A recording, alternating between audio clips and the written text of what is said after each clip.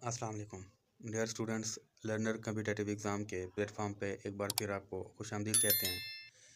हमने US history की lecture series start की हुई थी, तो आज हम उसका सेकंड पार्ट फर्स्ट चैप्टर का introduction advent of European to British supremacy को डिस्कस करेंगे। तो first of all we discuss timeline. 1492 में क्रिस्टोफर कोलंबस अटलांटिक ओशन से होते हुए बहामास में कैरिबियन सी में गए। 1496 में सेकंड वोएज कोलंबस का हुआ। 1498 में थर्ड वोएज हुआ। इसी साल जॉन कोबेल्ट जो कि ब्रिटिश थे, ईस्टर्न शोर में जो वॉर्सेस्टर कंट्री है आजकल का, वहाँ पे गए। 1502 में कोलंबस का फोर्थ वोएज था। 1506 में कोलंबस की डेथ हुई। 1507 में अमेरिका इटालियन अमेरिगो वेस्पुसी ने first time word America use किया। तो इससे जो ये टाइटल इस पे जाता है, इसके सर जाता है कि अमेरिका का नाम अमेरिगो वेस्पुसी के नाम से रखा गया। तो 1530 में Juan Ponce de Leon Florida coast जो है ना उसने डिस्कवर की।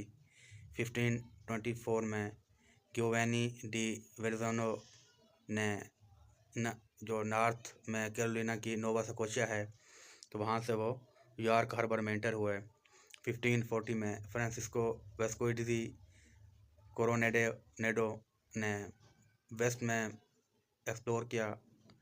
1541 में हर्नांडो ने स्पेन का क्लेम किया मिसिसिपी रिवर से। 1565 में Saint Augustine Florida, the first town established by European in America, is founded by Spanish and later burned by English in 1586। तो 1585 में फर्स्ट इंग्लिश सेटलमेंट जो रेनोकी आइलैंड नॉर्थ कैरोलिना में establish हुई। 1588 में in European defeat of Spanish armada by English result in Great Britain replacing Spain as dominant world power and leads to gradual decline of Spanish influence in the new world. तो फिर बाद में English imperial interest वहाँ पे increase करने लगा। 1600 में nation interest in America. तो 1606 में किंग जेम्स फर्स्ट ने वर्जीनिया चार्टर ग्रांट किया कंपनी को कि वो वहाँ जाके अपनी कॉलोनी को इस्टेब्लिश करें। तो first of all early America को देखते हैं। First America crossed the land bridge from Asia, जैसा कि फर्स्ट लेक्चर में बताया है। They lived in Alaska for 1000 years. They moved south in today's mainland United states. They lived bye Pacific ocean in the north west. तो वहाँ पे जो south west थे और मिसिसिपी रिवर के अलॉन्ग साइड में वहाँ पे वो रहते थे। अर्ली ग्रुप्स जो थे उनको एडिनान्स कहते थे या होप विलियंस, एनासाजी और हो काम थे। ये 4 ग्रुप बहुत फेमस हैं। इनके अलावा और भी बहुत सारे हैं जो कि हम फर्स्ट लेक्चर में डिस्कस कर चुके हैं। आफ्टर मार्को पोलो जब वो चाइना में आया, उसके बाद यूरोपियन ने एक्सप्लोरेशन स्टार्ट की। सबसे पहले उन्होंने अफ्रीका में अपनी सेटलमेंट स्टार्ट की। नियर कोस्ट कौन सी कोस्ट थी जहाँ पे उन्होंने अफ्रीकन स्लेव को लेके वहाँ पे प्लांटेशन स्टार्ट करना शुरू कर दी। 1498 में वास्को डे गामा इंडिया पहुँचा। उसने सी रूट फार ईस्ट का डिस्कवर किया। तो इसमें complications and dangers of this eastern sea routes influence Christopher Columbus to sail west. तो यहाँ से होते हुए वो अमेरिका जा पहुँचा। अपनी डेथ तक वो यही सोचता रहा कि मैं अमेरिका पहुँच चुका हूँ, बट एक्चुअली वो एक न्यू वर्ड थी जिससे बाद में अमेरिगो वेस्पुसी ने अमेरिका का नाम दिया। Portuguese were first to settle in America but the Spanish later become the dominant nation in the America. सबसे पहले तो पोर्चुगीज़ गए थे, मगर बाद में जो स्पेनिश गए थे उनकी डोमिनेंस दूसरे यूरोपियन कंट्री से कदरे ज़्यादा थी। तो स्पेनिश ने वहाँ पे लैटिन और साउथ अमेरिका में बहुत सारी जो कन्क्वेरिंग की और उन्हें एज़टेक और इनकास जो एम्पायर थे उन्हें जाकर डिस्ट्रॉय किया और वहाँ से बहुत सारा गोल्ड और सिल्वर वहाँ से मिला। तो मैगेलियन भी 1519 में फर्स्ट वॉयेज स्टार्ट किया। तो इसके बाद जब स्पेन का कंट्रोल तो बहुत सारे अमेरिका में हो चुका था, तो दूसरे कंट्री भी यहाँ पे स्पेन की जो डोमिनेंसी थी तो उसको चैलेंज करने के लिए वहाँ पे वो भी आ गए। तो इम्पोर्टेंट पीपल की बात करें तो क्रिस्टोफर कोलंबस था जो कि मोस्ट फेमस एक्सप्लोरर था। तो ये इटालियन था, मगर क्वीन आइजाबेला स्पेन ने उसको इस ट्रिप के लिए पे किया था। इन्होंने 1492 में बहामास के कैरिबियन सी में जो लैंड किया था। ये देख रहा था कि वेस्ट में Atlantic ocean was shortest route to Asia. तो वो एक्चुअली वहाँ पे एशिया जाना चाहता था, बट वो जैसा कि मैंने बताया है कि टिल द डेथ वो यही समझता रहा कि मैं इंडिया या जापान के करीब तरीन इलाकों में पहुँच चुका हूँ। Ignorant of fact that western hemisphere lay between Europe and Asia and assuming circumference a third less than actual, तो convinced that Japan would appear on horizon just 3000 miles to west। तो उसने यही समझा था कि मैं जापान के करीब पहुंच चुका हूं। तो नेटिव अमेरिका की बात करें तो वो रेड इंडियन थे, मायाज थे, एस्टिक थे और इनकास थे। जॉन केबोट जो इंग्लैंड का एक्सप्लोरर था, उसने ईस्टर्न कोस्ट की जो कनाडा था, ईस्टर्न कनाडा, उसकी कोस्ट पे 1497 में न्यू फाउंडलैंड में लैंड किया। तो वहाँ पे ब्रिटिश क्लेम को नॉर्थ अमेरिका के लिए क्लेम किया।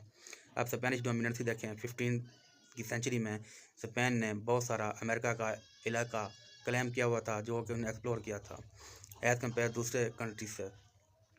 1513 में John Ponce de Leon Florida में गया। Florentine who sailed for the French.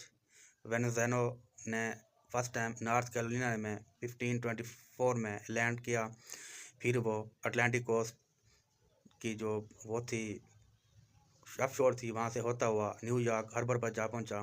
Hernando de Soto Florida में लैंड किया and explore the way to Mississippi river in 1541। Spain ने 1522 में मैक्सिको कैप्चर किया और establish by Spain in mid 15 at Saint Augustine in Florida. तो 40 year में Spain का जो एडवेंचर था वो बहुत बड़ा ह्यूज एम्पायर की शक्ल इख्तियार कर गया था सेंट्रल और साउथ अमेरिका में। एंड पे इंग्लैंड की इंपीरियल जो स्ट्रिंग्स थी वो उभरना शुरू हुई। तो नॉर्थ अमेरिका में 1600 में बहुत सारा इलाका अनक्लेम्ड था, हालांकि वहाँ पे स्पेनिश का बहुत ज़्यादा कंट्रोल था सेंट्रल और साउथ अमेरिका में। Spain had only set up Santa fee while France had founded cubic and Britain had founded James town. तो जेम्स टाउन एक पहली ब्रिटेन की जो कॉलोनी थी। इन दी 1500s Britain did not really colonize because of internal conflicts. So King Henry VIII broke with the Roman Catholic Church in the 1530s। तो उन्होंने Protestant reformation start की। तो इसके बाद after Elizabeth one became queen, जब Elizabeth one queen बनी तो Britain basically Protestant बन गया था and a rivalry with Catholic Spain intensified. तो in Ireland the Catholic sought Spain's help in revolting against England, but the England crushed the uprising with brutal atrocity and developed an attitude of sneering contempt for native। तो Elizabeth first के बाद उन्होंने इस पे गौर करना शुरू किया कि हमें भी जो न्यू वर्ल्ड है, अमेरिका है, वहाँ पे अपनी कॉलोनीज बनानी चाहिए।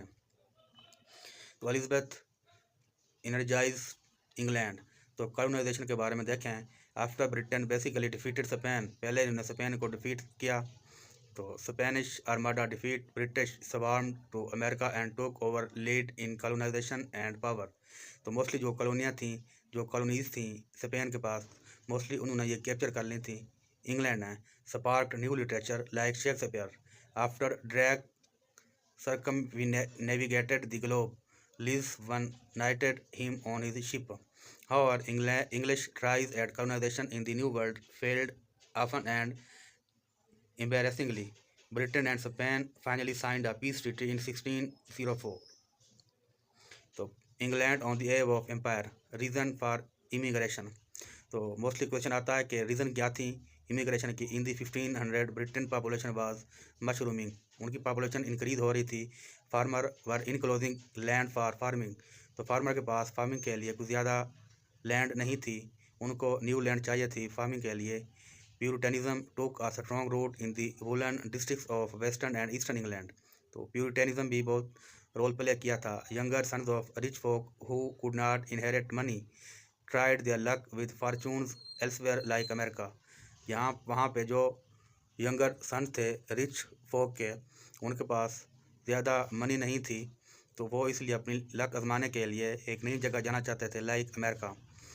तो 1600 में joint stock company was perfected being a forerunner to today's corporations. तो England plants the Jamestown seeding first European state settlement. तो first European settlement Jamestown 1606 में वर्जीनिया कंपनी ने एक चार्टर साइन किया किंग जेम्स वन से कि वो new world में अपनी एक सेटलमेंट बनाए। However story of colonisation started from settlement further north along the Atlantic coast in Virginia. तो वर्जीनिया का नाम बेसिकली किंग क्वीन वर्जिन से लिया गया था। Massachusetts, New York and 10 other areas due to the growing Tide of immigrants from Europe. तो dear student, ये आज का हमारा सेकंड लेक्चर था यूनाइटेड स्टेट हिस्ट्री का। तो उम्मीद है ये वीडियो आपके लिए बहुत हेल्पफुल साबित होगी। इंशाल्लाह मिलते हैं नए टॉपिक के साथ, तब तक अपना ख्याल रखिएगा। अल्लाह हाफिज़।